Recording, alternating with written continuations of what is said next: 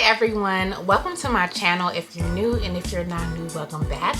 My name is Sincerely BP, and today I want to talk to you guys about how to step into your rich woman era and have a healthy money mindset. I think that this topic is so important because I think there are a lot of women out there that want to be in that rich woman era. They want to be a boss, they want to get to the bag, they want to make money, they want to be self-sufficient and independent and be able to provide for themselves and not rely on another person. And I think that that's totally okay. And I think that if you want to step into your rich woman era, there are some things that you have to self-evaluate, and there are some things that you have to think about, and some kind of mindset shifts and perspectives that you want to make. So the first thing that I think is super important when it comes to being able to be in your rich woman era is your self-concept in relation to money. How do you think about yourself and how you relate to money? How do you think about yourself in relation to money? Are you someone who you feel like you're a big spender? You're a quick spender. You spend money fast. You spend a lot of money. You're always the one covering the bill. You're always the one who's treating someone when you're out to eat. You're always sending gifts to people. You're the good gift giver, and you give people the luxury gifts, the good gifts. How are you in relation to money? Really do some self-reflection. I think it's so important to be able to believe that you are capable of receiving large amounts of money. I think a lot of the time, sometimes people, what's holding them back is not that their ability to make more money, it's that they don't have that self-belief that they can even make large amounts of money. They don't even have that self-belief that they can make over 6 figures, or they don't believe that they can have 5K months, 10K months, 100K months. Whatever that goal is, the first step is to believing that you can receive that large amount of money. You also need to believe that you're worthy of having that large amount of money. Believe that you are worthy. Like, you know how sometimes people say like things are too good. Like, you know, it's like when things start to feel too good, you know something bad is gonna happen, or you expect something bad to happen because things have been so good lately. I think that that's kind of how some people think when it comes to money. And this could be a subconscious thing. Like a lot of people aren't even aware of their thoughts around money, and they're not aware of those subconscious beliefs that are running in your mind in the background, you know, and it's not at the forefront. But some people are like, they don't even believe that they're worthy of receiving the large amounts of money. They can't even fathom the idea of them making 200K a year or 300K a year, or having a 6-figure month, or having a 10K month, whatever, you know, wherever you are, like that next step. Some people can't even fathom the idea because they don't, deep down inside, they don't believe that they're worthy of having that amount of money. So you really want to work on your self-worth and knowing that you are worthy.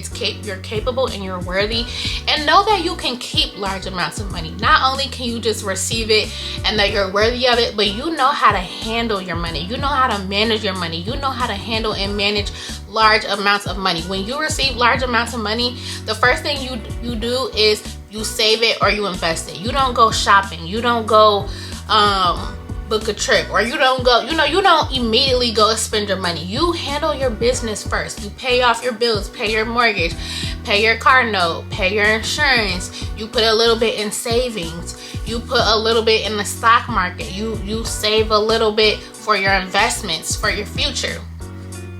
Know that you can also handle those large amount of money, and that you can keep that money. You're not just gonna go spend it in a million different places and then it's like you never had it.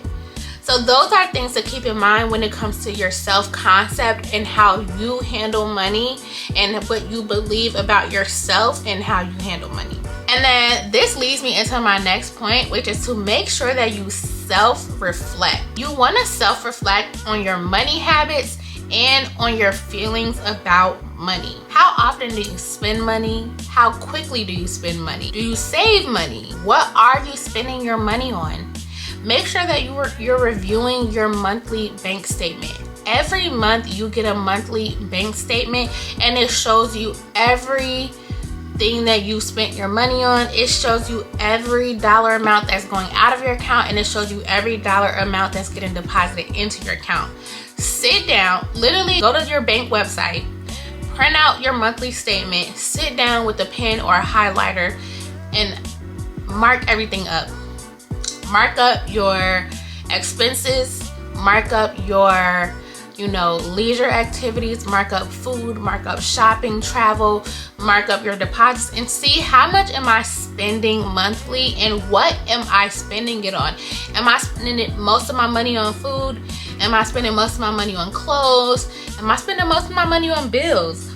Am I spending, am I living above my means? Because why is this, I don't have any money for anything else. You know what I'm saying? Like, take that time to know like what your spending habits are, and to truly like evaluate like and know how you spend your money. Where is your money actually going in real time? Am I spending $300 on DoorDash every month? Because that DoorDash adds up, guys. Am I spending X amount of money on DoorDash and Amazon? And where are you spending your money? You need to know. Awareness is key. You need to know what areas that you need to focus on and what habits that you really need to work on and start breaking. So at least just being aware of those habits is key. My next tip for stepping into your rich woman era is to save.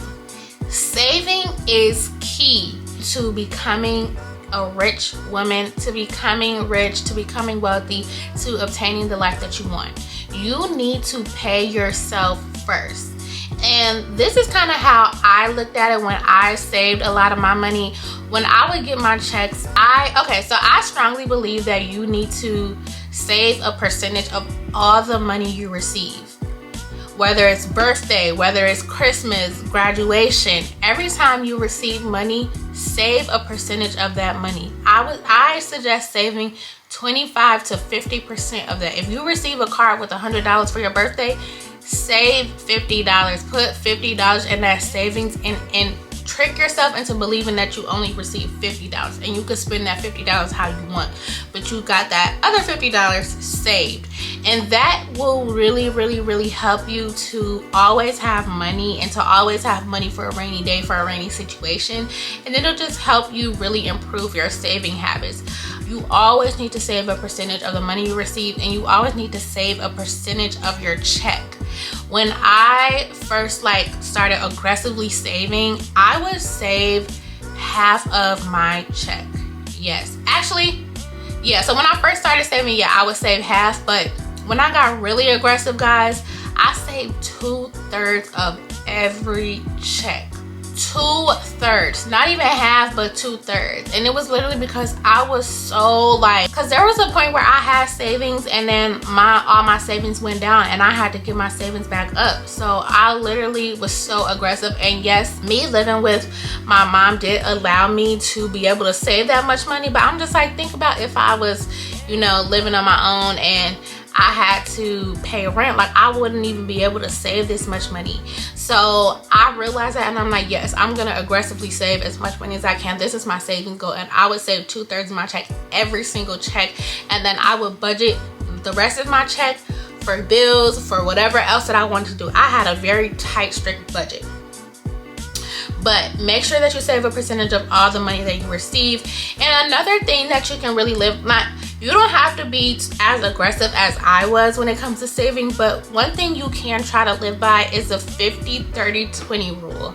And the 50-30-20 rule is how you allocate your check every time you get paid. So 50% will go to needs, 30% will go to wants, and 20% will go to your savings. So every time you get paid, 50% of your check is gonna go towards your rent, bills, things that you absolutely need and have to pay, phone bill, car note, whatever. Then let's try to put 20% in savings. Let's take the 20%, just put that away. Don't even act like it's not there. And then your 30% will be for wants. Maybe you want to go out to eat, you want to hang out with your friends, You wanna, you know, whatever you want to do. You want to spend a little bit of that on DoorDash. That'll be what that 30% is for. I think that's a good rule to live by if you're not in a position where you can aggressively save, but you still want to save. You should always be saving, guys. Like, and I know a lot of people say don't, like, a lot of financial people will tell you not to save, and they'll say invest because inflation, right? Inflation happens. You want your money depreciates over time. So in order to combat that, it is best to invest your money so that, you know, your money is growing. However, I will say that, like, if you're not that knowledgeable about investing, but you still want to save your money in a high yield savings account. A high yield savings account will pay you a much higher interest than a regular bank. So you know how with your regular bank, you'll see like 1 cent. They gave you 1 cent interest, and you're like, okay, what's that for? But a high yield savings account, you get much more. So I highly suggest to have a high yield savings account where you're holding your savings, and then have another percentage that goes to stocks. If you're comfortable and you're at that point where you can start putting money in stocks and, you know, index funds, allocate a certain portion towards your savings, a certain portion towards stocks. So my next tip is to have a strict budget. You really want to adhere to a strict budget. If you are on your way to becoming a rich woman, a wealthy woman, and you're stepping into your rich woman era, then you have to know how to budget and manage your money properly and effectively. And a budget will really help you to know where your money is going and to really allocate your money properly and allow you to do everything that you need to do. So I do highly suggest to adhere to a very strict budget, and make sure that you plan out your checks ahead of time. Plan your budget before your paychecks. And something that I do is I literally, like, I have like a budget and I have a category. So I'll be like, okay, this is how much I want to save. This is how much I want to spend on groceries. This is how much I want to spend on toiletries. This is, I need that bill, that bill, that bill. And then, okay, this is the money that I have left over for spending. And that's just how I'll do it. Like, I'll knock out all the things that I have to do, the things that I want to do the upcoming months. If I'm like, oh, I have this event, that means I need to get my hair done. Okay, so I'm gonna pay X amount for a new wig, and then I'm gonna pay X amount for the actual hairstyle. Like, I literally list everything out. You want to allocate every single dollar. Like, when I tell you guys, I get so detail oriented and I literally list every single dollar out because I want to know where every single dollar is going down to the T. And I do like to round up. It just, you know, it leaves wiggle room in my mind, because it's just like, okay, I need to leave some wiggle room for tax, or if something is more expensive, or, you know, I just like to, it's just like a mind game that I play with myself, so that in the end I end up having more money in my account than what I really thought I would have. And it's like, I don't feel like I'm like so pressed for money and I'm so tight, because I've like tricked my mind into thinking that I'm paying more, and then I end up with more for my spending. So that's just a little trick for those who are like starting to budget. Make sure you follow your budget to a T.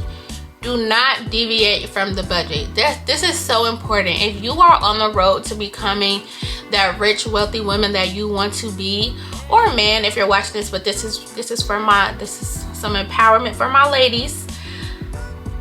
Be strict and adhere to your budget. It's gonna be hard. Some days you're gonna be upset and you're gonna wish you had more. You're gonna wish that you could do the things that you see other people doing. You're gonna wish that you could buy the things other people are buying, but it will 100% pay off in the long run. Trust me. Trust and believe it's going to pay off. You're going to be so grateful that you developed these skills, that you developed this financial discipline, and that you save this money, and you're going to be financially secure at the end of the day, because you're going to have your savings, you're going to have your investments. You're not going to be, you know, frivolously spending. You're gonna know where your money is going. You're gonna know how you allocate your money. Like, you're gonna be financially savvy. So it's just so important. Follow your budget to a T. Stick to it, stick with it, and it's going to pay off. My next tip is to cut down on the spending. Cut down on the spending. You really should be paying attention to how much you're spending. Like, you should not be spending all willy-nilly. Even at every stage and financial level that you obtain, you still have to be smart and manage that money that you have. Know where your money is going. Like, don't spend all your money on clothes, shoes, food, travel, like beauty maintenance. Beauty maintenance adds up. Like, beauty maintenance nowadays, it could be almost a band, even more. Like, I'm talking about if you really like decided, okay, I want to get everything done, I want to look good. You have to think, like, for a quality hairstyle, that's $200 for the bundles or the wig. Probably more than that, $300 to $400 if you're really like being extra, but $200 to $300 for the wig, $200 to $300 for the install. Makeup, if you don't know how to do your own makeup. Nails, that's $200. Wax, I don't know if you're going out of town and you just want to, you know, get your wax. Okay, wax, that's like $50 to $70. You know what I'm saying? Like, everything adds up. It adds up. Beauty maintenance is a lot. So I honestly, as a woman, I would highly consider picking at least 2 things and practicing doing it on yourself. I highly suggest just picking 2 things, whether it's nails and makeup. I'm gonna do that myself. Okay, maybe I can't do hair, I'm just gonna leave that to the hairstylist. But even with that, you could maybe pick a couple hairstyles that you know how to do for yourself, so that you aren't so self-reliant on others. Like, okay, I know I could put my hair in a cute bun and I look good, and I know I could just do a cute little ponytail. I could do, and that's what I can do for me myself when I don't have the funds to go to a shop and get my hair done. Okay, I know I could do these like press-on nails. I could buy my own UV light from Amazon. Get the nails. Okay, I'll do that myself every other month, or I'll do that myself every month. Okay, I'm gonna do my own eyebrows. Okay, I'm gonna practice doing makeup on myself every weekend so that I can get better at doing my own makeup, so I won't have to pay someone to do my makeup. Things like that. I do suggest, if you really do want to save money and still show up as your best self and still show up as, you know, a well put together woman, learn how to do some things on your own. If you're in that season where you are adhering to a strict budget and you have to make something work, then I do suggest that as an option. But just think about the things that are truly valuable to you and allocate a certain amount of money to things that are valuable to you. So maybe in this season you can't spend all the money on clothes like you want to. Maybe in this season you can't travel like you want to. Maybe in this season, you know, you can't eat out and DoorDash. You have to start grocery shopping and cooking your own meals to save your money. Really assess and evaluate that and make those changes. And try to cut down on your spending, because a lot of the times that is a reason why we feel like we don't have enough money, because we get our check and before you know it, it's gone because we done spent it on X, Y, and Z and haven't even given thought to where our money actually went to. And I will say, like, even for me, guys, I was in an intense season of just like saving my money and really getting financial security for myself, to really truly be independent for myself and not feel like I'm gonna have to backtrack or like I'm gonna have to need to ask somebody for large amounts of money. Like, no. So there were things that I did have to cut back on. Like, if you know me, you know I love fashion, I love clothes, like purses, accessories. Like, that's me. Like, that makes me happy, like genuinely. Just like putting outfits together and piecing different accessories with different clothes. Like, I love that stuff, and I could not buy, I cut that out of my budget. I said, I'm not ordering any new clothes. I'm like, I'm not gonna, because it just, at the moment, I'm just like, I need to focus on what I need to focus on. I'm like, I have so many clothes, I don't need to order anymore unless I'm going on vacation or it's a super special occasion and I don't have that clothing item. I'm not buying any more clothes. And I stopped buying clothes, and it hurt, guys. It hurt. I was like, oh, like, I would see so many things that I wanted. I would see so many, I would like save my favorite like outfits. I was like, ooh, I could really style that. Like, I would just be like, ooh, but it's just like, I'm like, just wait on it. Like, it's not my time right now. It's okay.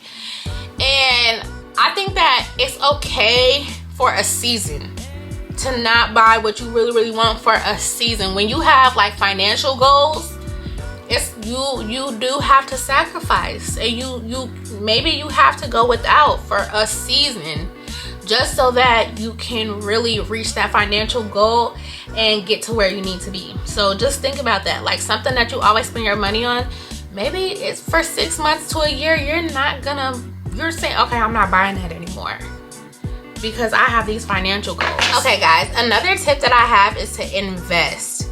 You want to be investing your money so that your money can make money for you. Like, investing is really just your money compounding over time. Yes, the market, it ebbs and flows, it goes up and down, but if you invest money that you are okay with like not having and just don't touch it and let it sit there, market study shows that over time your money will compound and increase. And the earlier you start investing, the more money you can possibly make. That's why they tell younger people to invest now, because while you're young, you can invest more riskier and you have a higher chance of making more money, versus when you're older, you know, you can't be as risky with your investing because, you know, the market can still be unpredictable and you don't know when, you know, you're gonna need your money, especially, you know. So it's just, if you're younger, I highly suggest investing. I highly suggest investing in the S&P 500. That is a very safe index to invest in. If you don't know what the S&P 500 is, I highly suggest that you just pick a day on your calendar, pick a Saturday morning to really just do some research on investing and on the S&P 500 and what would be a good way for you to invest, because there's so many different things you can invest in. You can invest in the stock market. You can invest in property. People invest in property. That's their way of investing. You can invest in Bitcoin. There's just so many different ways that you can invest. So it is really best to do your research on it. It's best to get a financial advisor. You can also do individual stocks. If you know that you love makeup, then buying stocks in L'Oreal, buying stocks in, you know, Maybelline, CoverGirl, Fenty Beauty. I don't know if Fenty Beauty is a public company, but find public companies in certain industries that you're interested in, because then you kind of know like what are successful companies in that industry, and you will have an idea of, okay, let me invest in this company because I know they're doing well. Like, if you're interested in skincare, then you would know like what companies are doing well and which companies to invest your money in, and you kind of you know where your money's going in a sense. Like, if you're into gaming, okay, I'm gonna invest in Nintendo, I'm gonna invest in Xbox. If you're into traveling, I'm gonna invest in United Airlines. I'm gonna invest in Hopper because that's a traveling website. You know, things like that. It's really good to invest in when you're buying individual stocks. And then, you know, there's bonds. If you don't want to do, like, you're scared of the stock market, you can do some bonds, or you can do a mixture. Like, if you get a financial advisor, they can help you to where you can put a portion of your money in the stock market, a portion in bonds, a portion in X, Y, and Z, and it's kind of all spread out, so you're not too caught up into one thing if something, you know, tanks or isn't doing good, you know. Another thing that I suggest is to find another stream of income. You need to have more than one stream comes. It is not financially responsible to only rely on one stream of income, because you are not in control of yourself and your money. Like, you cannot put that much reliability in someone else's hand. If you have a 9-to-5 or you have a job or whatever the case may be, great. But find another stream of income. It could be something so like low maintenance. It doesn't have to be, you don't have to start your own, you know, business or whatever, but you can sell a digital ebook or sell a digital product. What are you knowledgeable in? What are you good at? If you're knowledgeable in something, that can be turned into a digital ebook, and you can just take a couple weekends, sit down on a Saturday morning, sit down on a Sunday morning, and type out all your knowledge and everything that you know about a certain topic. You can hire like an editor. If you go on Fiverr.com, hire someone to read over your book, or just find a friend, have them read over your book, have them make edits and changes. You got your ebook right there. Hire someone to do the graphic. There you go. And sell it. And now you have something else you can rely on. If all else fails, you will have something else in the background that's bringing you money, and you have another stream of income.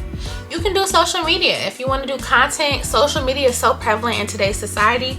Do social media, do content creation, talk about a topic that you're knowledgeable in. Just get on the internet, post a 1 to 2 minute video speaking about something you're passionate about, something you're knowledgeable in. Share that. If you like to cook, make a cooking video. Make cooking videos weekly.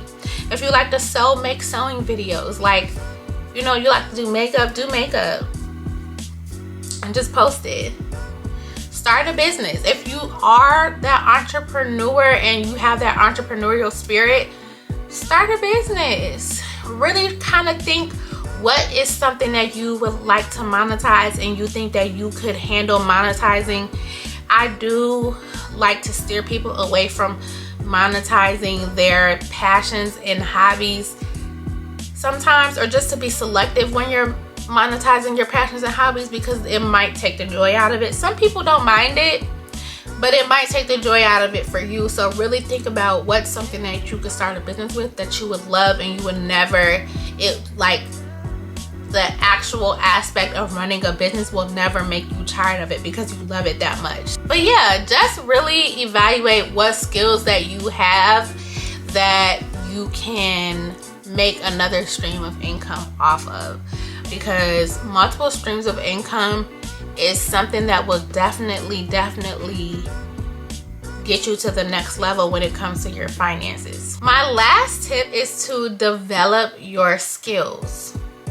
If you want to step into your rich woman era, you need to always be learning new skills, always developing your skill set, so that you will be keeping up with society and the ever-evolving landscape of today's society.